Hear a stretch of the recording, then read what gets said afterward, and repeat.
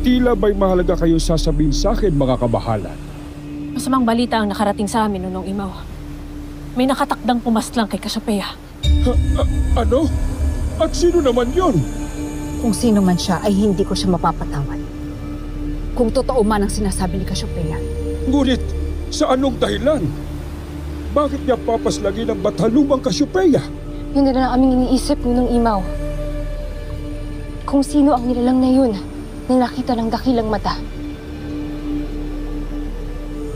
Ako'y nangangamba. Sapagkat maaaring may masama rin siyang tangka sa buong Encantadia.